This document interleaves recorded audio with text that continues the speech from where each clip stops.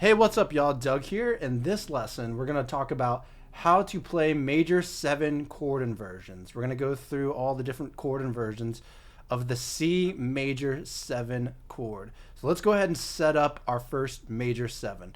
So we're going to play the C major 7. We're going to find the C, 3rd fret on the A string, and we're going to set up our first major 7 chord. So this is our home base.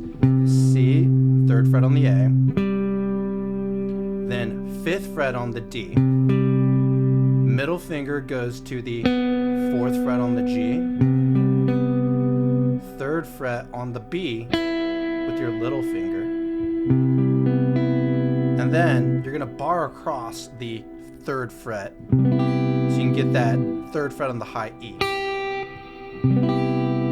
So once you have this chord down, you should be able to play all 12 major 7 chords across the A string. All you have to do is memorize the note names on the A string. So this is C, and this shape is a major 7 shape.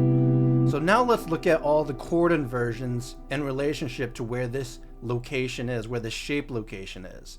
So this is C. Now the first chord inversion, we're going to go up 2 frets, and you're going to bar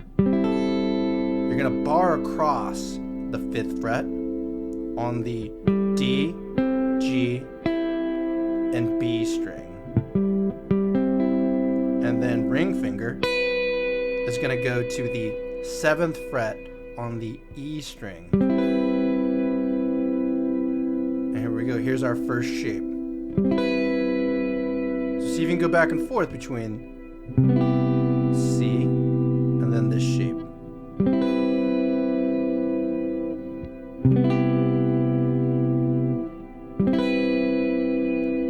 Really cool stylistic thing you could do is hammer on to that 7th fret on the high E. Alright, now let's go to our next shape. So this one is a little more trickier, but one thing to note when you're playing this shape, you're going to use this 4th fret on the G. So it's a part of this chord. We're sharing some notes. So what you're going to do now, we're still going to use the D, G, B, and E strings. So it kind of looks like 2 power chord shapes, and you're using all your fingers for this chord shape. So this chord intersects the original root version of the chord. This one's a lot more trickier to get down. But once you understand this location of this chord, you can get to it pretty quickly and get really interesting melodies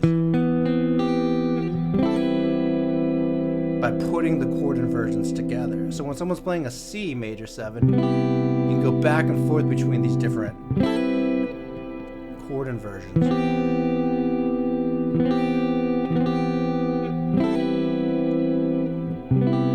So you can go back and forth between these 3 versions of the chord: root,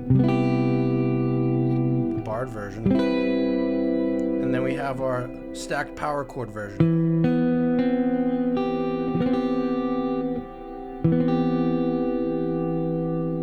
So this one intersects the chord. This one is 2 frets above the chord, and then we're going to go up to the next 2 frets. So this time you're going to bar the 8th fret, which is a C. The high E on the 8th fret is a C. So that's how you can also find this inversion. 8th fret on the E, 8th fret on the B. So you're barring that. And then 9th fret on the G and 9th fret on the D. And you still have the same notes of the C major 7 chord.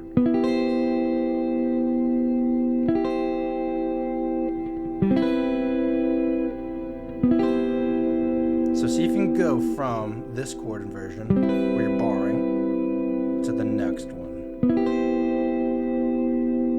And they're just right next to each other. This one ends on the 7th fret of the E, and this one begins on the 8th fret of the E.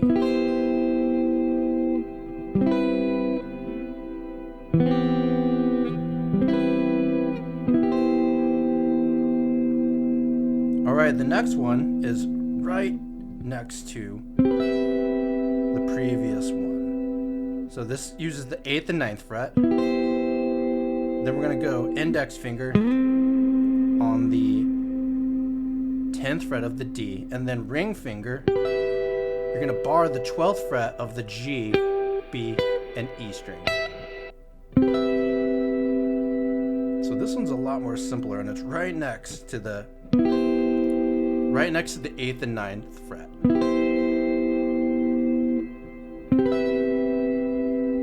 Now see if you can go back and forth between these two inversions. 8th fret, 9th fret, 10th fret, 12th fret.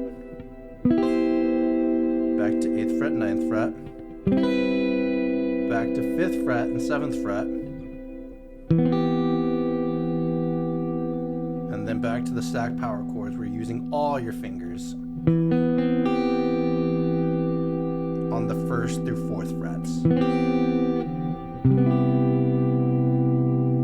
Now let's see if you can go through all 4 chord inversions. Here's the first one.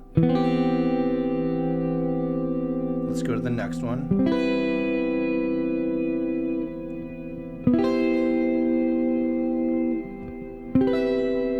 And then you have your higher octaves. It's the same shape. Up here on the middle finger, 14th fret of the D, little finger, 16th fret of the G, index finger, 13th fret of the B, and then ring finger, 15th fret of the E. So again, memorize that this is just 2 power chord shapes on top of each other. And then it just keeps going. You bar the 17th fret, and then ring finger goes to the 19th fret. So all together, again, let's go through all of these. Here's our first one, the rooted chord. Here's the one that intersects the stacked power chords. Here's the barred version.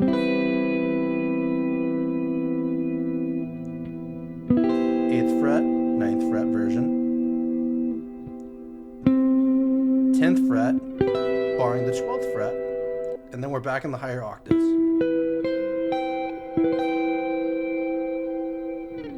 And that's how you find the chord inversions for the C major chords. So this works for all major 7 chords. You just go through them and look at the relationship to each other. Now try to go through these with other major 7 chords. I think the easiest one to jump to is the D major 7 now, and try to put those together.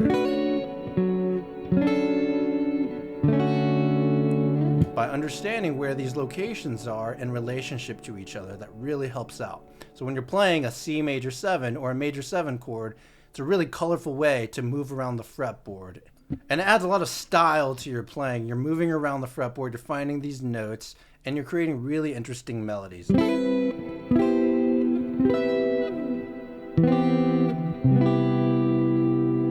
you create little hooks with these patterns.